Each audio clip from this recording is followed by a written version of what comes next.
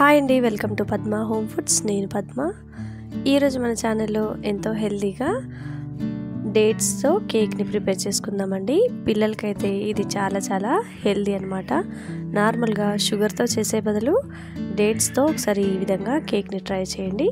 ముందుగా డేట్స్లోని సీడ్స్ని తీసేసి ఒక 25 డేట్స్ వరకు తీసుకొని ఒక బౌల్లో వేసుకోండి.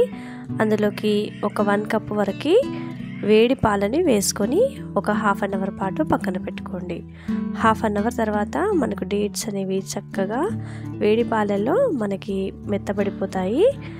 ఈ విధంగా మెత్తబడిన ఈ డేట్స్ పాలని ఒక మిక్సీ జార్లో వేసుకొని ఫైన్ పేస్ట్ లాగా గ్రైండ్ చేసుకోవాలి. ఇలా గ్రైండ్ చేసుకున్న తర్వాత దీన్ని ఒక మిక్సింగ్ బౌల్లో తీసుకొని మొత్తం అంతా కూడా ఒకసారి మిక్స్ చేసుకోండి.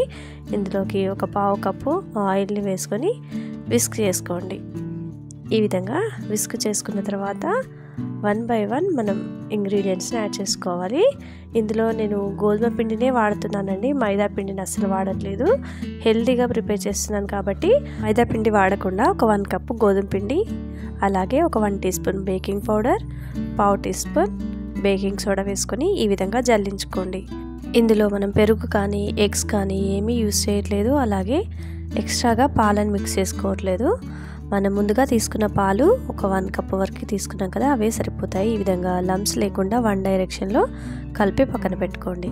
ఇప్పుడు ఒక కేక్ టిన్కి ఆయిల్ గ్రీస్ చేసుకొని మైదా పిండి చల్లుకొని డస్ట్ చేసి పెట్టుకోండి. ఇప్పుడు ఇందులోకి మిక్స్ చేసుకున్న కేక్ బ్యాటర్ని వేసుకోండి. ఈ విధంగా వేసుకొని 1-2 సార్లు ట్యాప్ చేసుకోవాలి. ఈ విధంగా బ్యాటర్ మొత్తం వేసుకొని ఇలా మొత్తం ఈక్వల్గా అనుకున్న తర్వాత ట్యాప్ చేసుకోండి. ఇప్పుడు ఒక 5 నిమిషాల పాటు ముందుగా ఒక మందపాటి గిన్నెని స్టవ్ పై పెట్టుకొని అందులోకి ఒక స్టాండ్ పెట్టుకొని మూత పెట్టుకొని 5 మినిట్స్ ప్రీ హీట్ చేసుకోవాలి. 5 మినిట్స్ తర్వాత మూత తీసి మనం ముందుగా ప్రిపేర్ చేసుకున్న కేక్ టిన్ని అందులో పెట్టేసి మూత పెట్టేసుకొని ఒక 40 నుంచి 45 నిమిషాల వరకు కుక్ చేసుకోవాలి. ఈ విధంగా పైనుంచి నేను మధ్యలో జీడిపప్పు అలాగే బాదం పప్పు సన్నగా కట్ చేసి వేసుకున్నాను. ఒక 35 నిమిషాల తర్వాత మూత తీసి నైఫ్తో చెక్ చేస్తున్నానండి. మనకి ఇంకా పిండి అనేది లోపల పచ్చిగానే ఉంది కాబట్టి మూత పెట్టుకొని మరొక 10 నిమిషాల పాటు సిమ్లో కుక్ చేసుకుంటున్నాను.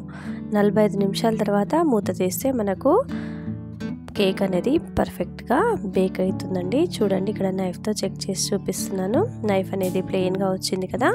ఇప్పుడు కేక్ టిన్ని బయటికి తీసి చల్లారిన తర్వాత కేక్ చుట్టూరా నైఫ్తో ఒకసారి ఎడ్జెస్ అంతా కూడా ఈ విధంగా కదిలించండి.